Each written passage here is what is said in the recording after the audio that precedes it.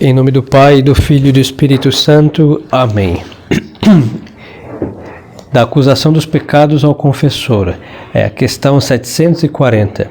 Depois de vos terdes disposto bem para a confissão, com exame, com a dor e com o propósito que haveis de fazer, depois de ter disposto bem com o exame de consciência, com a dor dos pecados e o propósito de não cometê-los novamente, ireis fazer ao confessor a acusação dos meus pecados para receber a absolvição.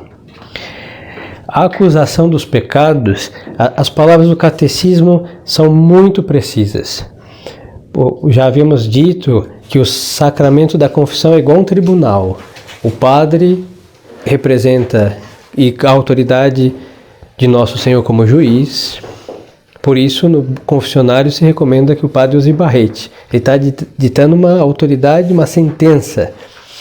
O confessor, o sacerdote, como juiz. O penitente, como réu. Quais os crimes desses seus pecados? Ele vai dizer os seus pecados, não é o pecado do irmão, do esposo, da esposa, da tia, do amigo, não. Seus pecados. Se os nossos pecados repercutiram e fomos ocasião de queda, sim, nunca se diz nome de ninguém, vamos ver mais abaixo. Mas nós vamos dizer nossos pecados. Cada um se acusa do seu. E qual a sentença? No juízo dos homens, pena, prisão, a umas perpétuas, em alguns lugares pena de morte, mas no juízo de Deus é o perdão. Mas temos que ser aí, sinceros, dizer os nossos pecados, sem nenhum constrangimento de vergonhas falsas, de ocultar, de esconder. Bom, Deus vê tudo. Então temos que dizer tudo que Deus viu que nós fizemos de errado. E com simplicidade de alma, mas com um espírito de réu. De que pecado somos obrigados a confessarmos? Somos obrigados a confessar-nos de todos os pecados mortais. É bom, porém, confessar também os veniais. Então, como réu, estamos obrigados a confessar pecados mortais, mas os pecados veniais obtêm o perdão por outros meios, mas na confissão obtemos vitória sobre o pecado. Por exemplo, não estando em pecado mortal, se nós molhamos nossos dedos com água benta e fazemos o sinal da cruz, se perdoa os pecados veniais.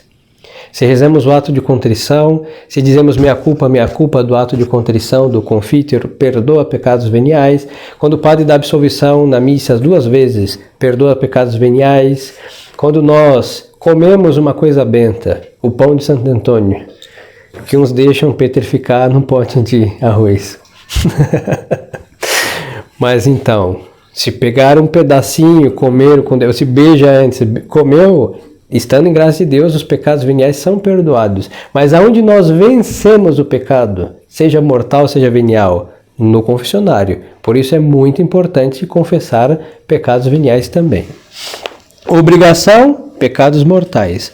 Suma conveniência, todos os pecados, inclusive os veniais. Quais são as qualidades que deve ter a acusação dos pecados ou a confissão? As qualidades principais que deve ter a acusação dos pecados são 5. Um dia haverá uma prova no juízo particular, Deus, Nosso Senhor, e um dia o padre vai fazer uma prova. Eu fiz isso, hein? Vai ter nome na prova, eu vou corrigir. E dependendo, servirá para um grande ato de humildade ou declarar os doutores da igreja. Aí, isso é com os senhores.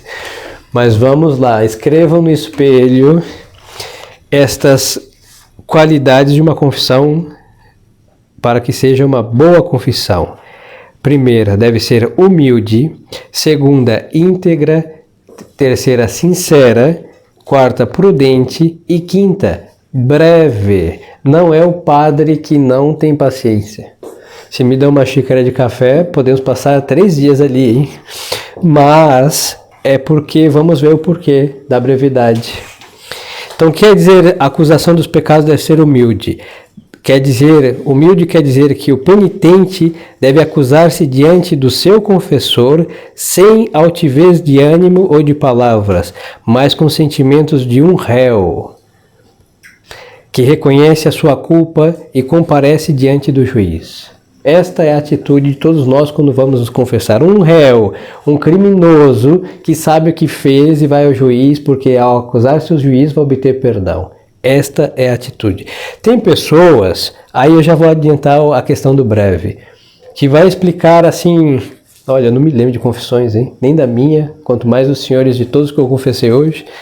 Mas às vezes nós, com o espírito humano, dizemos, mas me fizeram tal coisa no trânsito, uma barbeiragem lá, e aí eu acabei chegando em casa nervoso. Bom, isso é uma explicação, primeiro que não precisa estar na confissão, mas não justifica o que saiu depois. Uma coisa foi a barbeiragem que lhe fizeram no trânsito, e outra coisa é chegar em casa grosseiro e maltratar os pais ou os de casa. São coisas distintas. Que um possa ter sido dispositivo do outro é uma coisa. Mas para que essa explicação? Por quê? Porque humanamente ouvindo, a gente vai entender e falar, pois é, que coisa, né? E aí acaba que atenuando a falta de equilíbrio. Mas como o padre não está ali humanamente, então isso daí não entra no confessionário. Não atenua nada. Fala, olha meu amigo, lamento. Nós temos a capacidade de ficar, uma coisa é o trânsito, outra coisa é chegar em casa e se comportar tanto no trânsito como em casa como bons cristãos. Mas nós tendemos humanamente a dar estas explicações para que humanamente se dissolva o nosso desequilíbrio. Isso é humano, espírito humano. E vemos que é sutil, mas aí diante de Deus, no fundo do fundo, queremos o quê? Atenuar nossa culpa. Malandragem da alma. Por isso, a confissão deve ser humilde. Eu fiz isso, não fiz, porque omissões são pecados, tal coisa e tal outra, e pronto. Pecados mortais, um número de vezes, e se não se lembrar, poucas ou tantas vezes que foram, mais ou menos, muitas ou poucas, mas simples assim. Na simplicidade está a humildade, de uma confissão sincera. O que quer dizer a acusação deve ser íntegra? Quer dizer que se devem confessar com as suas circunstâncias e no seu número todos os pecados mortais cometidos desde a última confissão bem feita e dos quais se tem consciência. Então a integridade recai sobre o pecado, falando do mortal, e a quantidade de vezes. E o que o deixa mais grave, por exemplo, roubar é um pecado, vamos deixar, roubei R$100, pecado grave. Aí se eu roubei dentro de uma igreja, é um sacrilégio, tem um agravante. Mas se eu roubei de um ladrão, não tem 100 anos de perdão, mas não tem um agravante. Mas é roubar, não pode se roubar de ninguém, pronto. Agora, se eu roubei dentro de um lugar sagrado, o sacrilégio é um agravante. Então eu tenho que dizer, roubei em um lugar sagrado, pronto.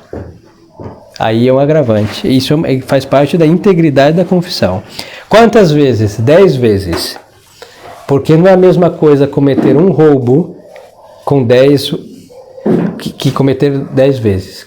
Então, aí se vê também por quê? Porque a confissão, como está para destruir o pecado, uma coisa é ter roubado uma vez, que é maligno. Outra coisa é ter o hábito, que nesse caso é um vício de roubar. Aí é diferente. Então, para curar com uma confissão há uma operação cirúrgica na alma para extrair estes males, então precisa dizer o número também.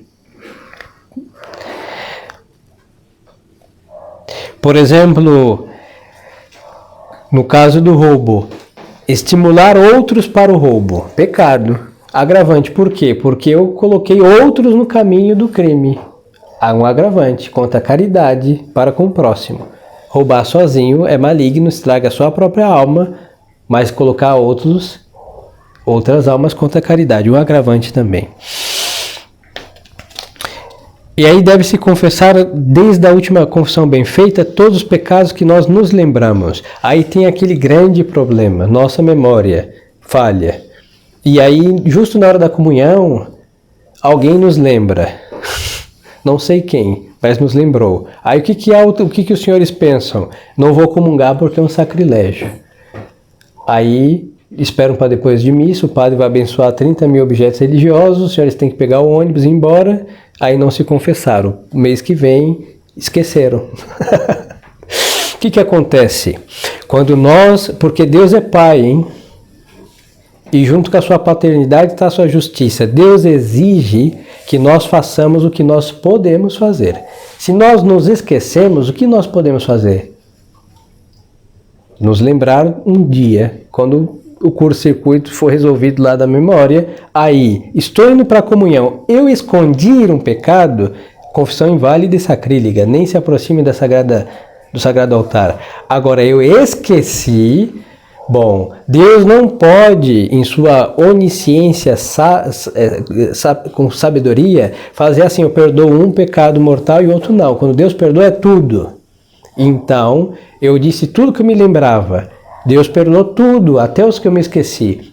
Mas como os pecados mortais, por lei divina, nós estamos obrigados a submetê-los à igreja, depois se acusa na próxima confissão. Acabada a missa, padre, me lembrei de uma. Bom, vamos lá, confissão, tal coisa, pronto, absolvição. Não há sacrilégio. Agora, essa história modernista, da gente fazer um ato de contrição meia boca, comungar e depois confessar, o nome disso é sacrilégio. É a epístola que estamos lendo na 8ª de São Paulo, que quem comer e beber do corpo e sangue de Nosso Senhor indignamente é réu do corpo e sangue de Nosso Senhor e bebe para a sua própria condenação. Não existe isso. Por isso se confessa. Agora, me esqueci é uma coisa. Me lembrei, estava escondendo, não, foi um esquecimento. Então, na próxima confissão, confesso, e este pecado esquecido, lembrado, não impede, por grave que tenha sido, de receber a Santa Comunhão. Não há nenhum problema. Mas devemos submeter as chaves da igreja, por isso temos que dizê-lo em uma confissão, numa próxima confissão. Quais são as circunstâncias que se devem dizer para que a acusação seja íntegra? Para que a acusação seja íntegra, é a questão 745. Para que a acusação seja íntegra, deve acusar-se as circunstâncias que mudam a espécie do pecado. Havíamos dito, não? Aqui vai repetir. Quais são as circunstâncias que mudam a espécie do pecado? São, por exemplo, aquelas pelas quais uma ação pecaminosa de venial se torna mortal. Segundo, aquelas pelas quais uma ação pecaminosa contém a malícia de 2 ou mais pecados mortais.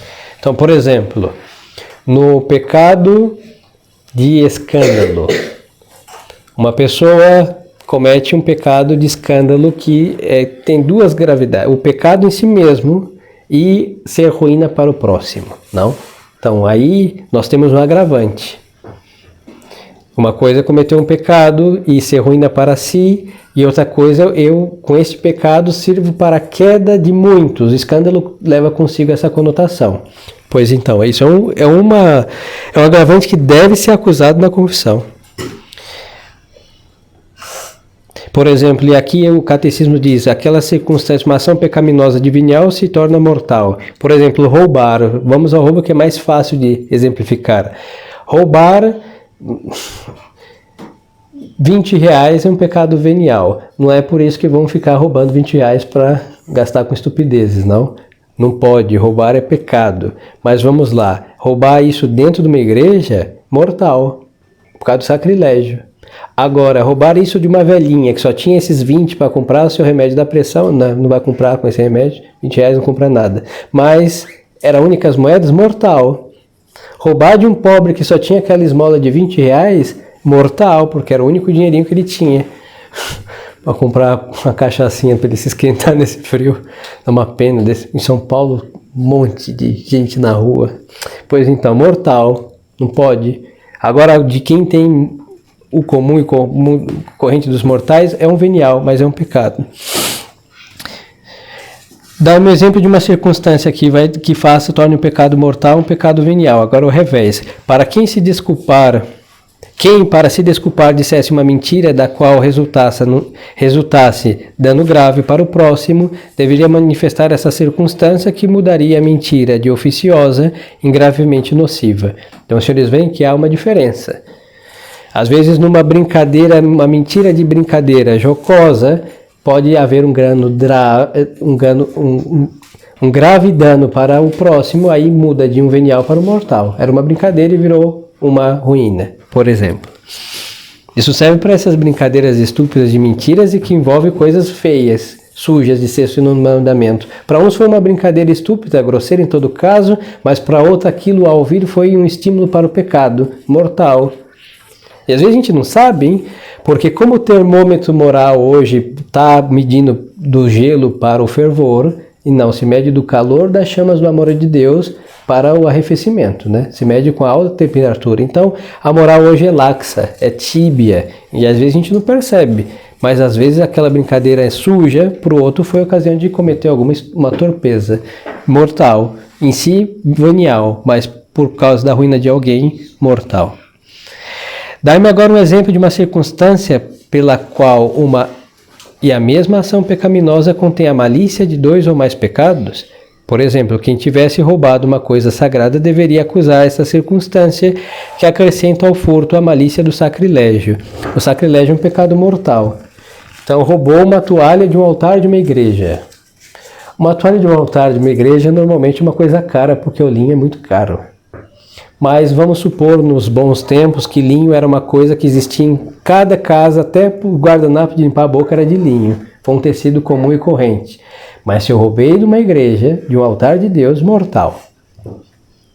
Aí uns vão maquiar isso com o nome de resgate. Ah, mas era uma um altar de verdade, uma igreja modernista, que estava lá profanado. Mas vamos ser sinceros. Tem coisas que existe o direito de propriedade. Senão a gente vira comunista, hein? Se a gente vai contra o direito de propriedade das pessoas, a gente está indo contra um princípio do comunismo. Pode ser viva Trento e tudo isso, mas se eu roubo, eu estou indo contra o direito de propriedade. Qualquer ser humano pode ter uma toalha. É diferente de outras coisas. O altar, por exemplo, não pertence a mim. Não por isso alguém vai chegar com um caminhão e carregar o altar daqui, né? Existe um uso e custódia porque pertence à igreja. Um dia, bom, não temos mármore, se tivéssemos iam ter que devolver à Santa Igreja porque é dela, né? Mas então, enquanto eu tenho o uso, eu tenho a custódia. Tampouco posso ficar baixo o nome de resgate, roubando coisa dos outros. É modernista, é deles. Eles têm direito a ter uma toalha. Normalmente a que eles têm não serve para nós nem para secar as mãos. Mas, se tiver uma de linho que as traças não comeram, é deles. Direito de propriedade. Então tem que ter cuidado, hein? Na tradição tem muito dessas coisas, o nome disso se chama roubo, aos olhos de Deus. E aqui um pecado mortal. Se são uma pessoa... Aí vão falar, mas não é mortal porque a igreja está profanada, os modernistas são católicos, isso daí são todo o jogo do velho homem. Não, aquela construção, mesmo que não seja mais eco da fé católica, foi uma igreja profanada, mas é uma igreja católica. Não digo da Catedral de Brasília, hein? Falo da catedral decente, construída para o culto de Deus. O robô ali é um lugar sagrado, profanado, mas é um lugar que foi feito para Deus, Nosso Senhor. Alguém usurpou aquilo, modernismo, mas eles têm direito a ter uma flor. Se for assim, todo domingo a gente vai entrar e saquear as flores do altar deles para não ter que comprar para o nosso e falar, não é para Deus, de Deus para Deus. Não, era deles, que fique para eles, e nós vamos aí gastar nossos tostões para comprar de Deus vindo de nós. Nada de ficar roubando coisas dos outros com o nome de resgate. O ser humano é muito... Não, o espírito humano é maligno. E quando se alia ao diabo, não existe maior máfia, hein? É incrível isso. E penetra uma infiltração nos meios mais assim profundos da sociedade, inclusive eclesiástica. É de terror.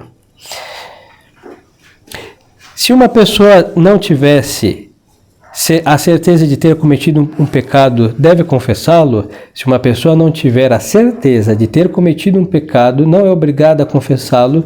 Se porém o quiser acusar, deverá acrescentar que não tem certeza de ter cometido, porque na confissão devemos dizer a verdade. Tem quem pense que exagerar, chegar lá como o pior dos criminais e falar o que não fez e tudo isso vai mover a ser mais contrito e confesso. Não, isso é mentira. Eu não posso falar o que eu não fiz. Então é o seguinte, eu tenho dúvida, para evitar o escrúpulo, que o diabo se vale da dúvida, hein? Nós não andamos em dúvida, nós andamos em certezas. Padre, eu tenho dúvida se isso foi um pecado, o que aconteceu? Tal coisa. Se tal coisa foi pecado, pode dizer, sim, foi pecado, sim, senhor. Não, não foi. Fique em paz. O padre deve ter ciência de teologia moral suficiente para discernir essas coisas.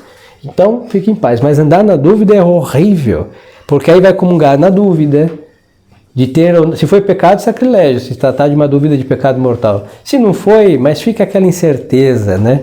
Então, nós não andamos em incertezas, andamos na certeza e não em dúvidas. Jamais. Então, é conveniente chegar e dizer, não precisa dar muita explicação, não? Só explicar aquilo que temos ou dúvida de ter ou não cometido. Quem não se lembra exatamente do número dos pecados, que deve fazer? Quem não se lembra exatamente do número dos seus pecados, deve acusar o número aproximado. Então, cometi 7 pecados mortais. 7 é um número preciso. Eu vou saber que não é nem 6, nem 5, nem 10, nem 20, é 7. Agora, eu não lembro do número. Na teologia moral, um pecado mortal cometido 3 vezes já é muito. Então, se passou disso, não sei o número exato, digo muitas vezes. E se eu não me lembro e penso que é menos que isso, eu digo poucas vezes. Simples, hein? Não precisa tampouco ficar fazendo uma anotação de números e traz números, porque Deus exige o que nós podemos fazer. E se vamos perder a conta, que não deve acontecer, porque vivemos no temor de Deus, a intenção é o quê? Os números chegarem a 0 e não um cálculo para cima, não? Então, ter cuidado com isso também. Mas exatamente, o número exato, poucas, muitas, 3 vezes, 1 vez, números exatos. Quem deixou de confessar por esquecimento do pecado mortal ou uma circunstância necessária faz uma boa confissão. Quem deixou de confessar por esquecimento um pecado mortal ou uma circunstância necessária faz uma boa confissão, contanto que tenha empregado a devida diligência no exame de consciência. Então os senhores veem que uma coisa segue a outra, não? Exame de consciência, dor e propósito, e agora a acusação dos pecados. Agora, o exame diligente é um exame que nós podemos fazer. Podemos nos valer do papel? Sim. Estou obrigado? Não, senhores. A anotar. É extremadamente conveniente? Sim, senhores. Agora, uma obrigação? Nenhuma. Telefone. Eu não aconselho os senhores a anotarem nenhum aplicativo do telefone. Por quê? Vou contar um acontecimento com o vosso servidor. Em um catecismo, quando falávamos do credo na ressurreição da carne, este infeliz que vos fala fez uma brincadeira. Como padeço de calvície por causa dos senhores que vão deixando o padre ficar careca, eu brinquei que na ressurreição da carne nós vamos ter os cabelos que perdemos. Quem tem muito cabelo vai ter o cabelo que deve, quem tem pouco ou nada serão restituídos. Bom, o catecismo acabou, aí fui ver um vídeo para colocar lá na playlist, lá Santa Missa, a primeira propaganda minoxidil. Eu nem sabia que estupidez era essa. Aí quem estava do meu lado falou, pai, o senhor não procurou minoxidil? Não. Mal conseguimos tomar banho. Quanto mais ficar pingando, passando, sei lá, que estupidez para crescer, o cabelo que caiu já era, hein? É simples, conformidade, esperar a ressurreição da carne. Ou implante. Bom, agora, aí apareceu, simples, hein? Existe uma inteligência demoníaca e tudo de ruim que ouve. Não, seguramente a CIA nem sabe que existe, nem se importa, mas existe por um controle mundial. Então tenham cuidado. Se um dia o senhor se tornar uma pessoa importante, este infeliz celular ouve tudo que estamos dizendo. Então eu não aconselho, mas se os senhores querem já preparar o que será dito no juízo universal, o pecado de todos, pode levar seus celulares e até gravar. Gravar não pode, hein? Quem grava a confissão é excomungado naquele momento automaticamente. Nunca pode se gravar.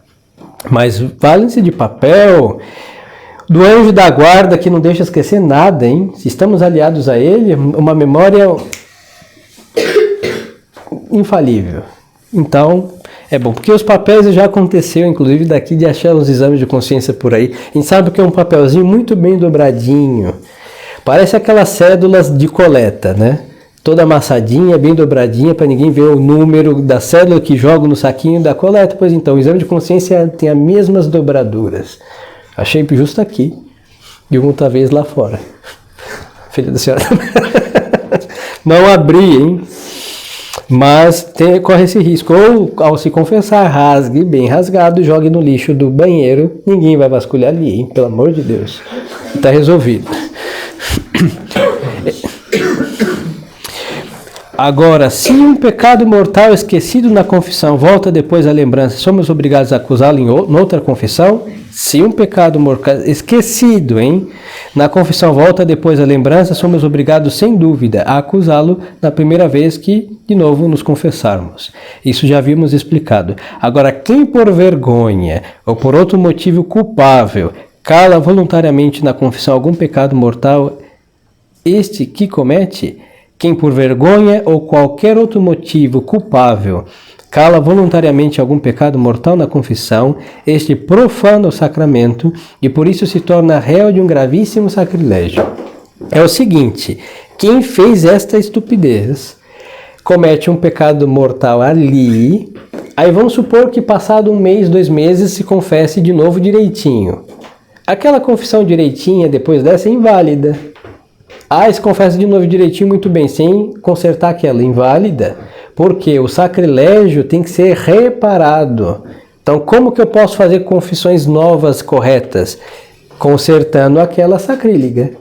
E como que eu conserto? Indo ao confessionário, padre, se arrependendo primeiro, eu escondi um pecado. Aí tem que dizer tudo que se lembrar daquela confissão que esqueceu o pecado. Aí, perfeito, está arrependido sim. Quantas confissões surgiram depois dessa? Padre, 5. Se lembra de tudo? Mais ou menos isso que o senhor ouviu. Está tudo consertado. Não. São outras coisas. Então diga as outras coisas que lembrarem também. Senhores, veem que não é brincadeira, hein? Por isso o apóstolo diz que com Deus não se brinca. Quem pode enganar Deus? Ninguém. Então, o mal de um pecado escondido. Por quê? Por estupidez, porque não pode ser com sensatez de alma que Deus pede o quê? Diga e eu te perdoo. E que nós queremos ser perdoados sem essa condicional. É uma estupidez. Padre, o senhor vai se envergonhar. Olha, eu estou ali, não é para o processo de beatificação de ninguém. A Sagrada Congregação que cuida disso em Roma, eu não trabalho. Trabalho para santificá-los, mas o processo de beatificação, milagres e virtudes heróicas é lá naquela... Aqui é pecado, mas ela é ali, porque é igual um pronto-socorro, hein? Ninguém chega rebosando de saúde no pronto-socorro querendo dizer o quê? Feridas, acidentes, fraturas expostas e desgraças, não é assim? Esse é o confessionário. Então, não tem isso de escandalizar o padre, de o padre vai pensar de mim. O que eu posso pensar? Também me ajoelho, somos pecadores, hein? E quem pensa o contrário é um mentiroso. Não diz o apóstolo que quem diz não ter pecado mente? Bom, já tem um pecado a mais para se acusar. Então não existe razão de se envergonhar de dizer nada. Se essa vergonha fosse aplicada antes de pecar, seria bem-vinda. Mas agora aplicá-la para não ser perdoado por Deus é abominável. Então se estragou uma confissão, tem que olhar para trás e dizer tudo o que se lembrar desde a confissão estragada. Hein? E a partir de então, já que é gravíssimo pecado, e arda a reparação, árdua, não fazer mais, pelo amor de Deus. Questão 755. Que deve considerar quem se vir tentado a calar algum pecado na confissão? Aí quem se vir tentado a calar um pecado grave na confissão, deve primeiro considerar que não teve vergonha de pecar na presença de Deus que tudo vê. Isso é simples. Que é melhor manifestar os próprios pecados ou confessões em segredo do que viver inquieto no pecado ou ter uma morte infeliz e ser por isso envergonhado no juízo universal, em que face do mundo inteiro será revelado seus pecados. Terceiro, que o confessor é obrigado ao sigilo sacramental sob pecado gravíssimo e com ameaça de severíssimas penas temporais e eternas. Então o padre não pode dizer nada. Olha, esse segredo não existe com nenhuma conversa com ninguém, hein? Ninguém. Mas com o padre sim, porque se ele diz alguma coisa, ele é fulminado com uma excomunhão reservada à sua santidade. Há um problema, né? Como obter o levantamento disso? Depois, ele fica inutilizado para ouvir novas confissões. É gravíssimo isso. Nós temos um mártir da confissão, que há pouco celebramos sua missa, São João Nepomuceno. Tanto que na imagem dele ele tem um cadeado na boca ou ele está assim. Aconteceu o seguinte, São João, bispo, teve a dita de ser confessor da rainha, Inglaterra isso. E o rei, esposo dela, não me lembro o nome dela, era extremamente ciumento. Numa confissão, ela ia lá se confessar, o rei, achando que ela andava aprontando, enfeitando a cabeça dele, impedindo a coroa ficar bem posta, chifres, o que aconteceu? Ele foi lá com Dom João Nepomuceno, instigou, diga o que ela disse, não posso, Alteza. Diga, então torturou, judiou, matou e o bispo disse o quê? Nada, não pode. Não pode. Mártir da confissão. Há pouco celebramos sua festa. Mas então, é isso, não pode. Então, por que eu vou ter medo ou vergonha? Mesmo chegar depois a polícia, foi ele que roubou? Não sei, pergunte a ele. Não, mas o senhor confessou. Pois então, faça agora a sua confissão com ele. Use dos seus sacramentos da sua profissão, mas eu lamento, sigilo profissional e respaldado, blindado por quê? Pelo juízo de Deus, hein? Então não há nenhuma razão de ficar com essas coisas, somente o diabo infeliz que quer a nossa condenação, que coloca essas estupidez na alma das almas que querem obter a salvação.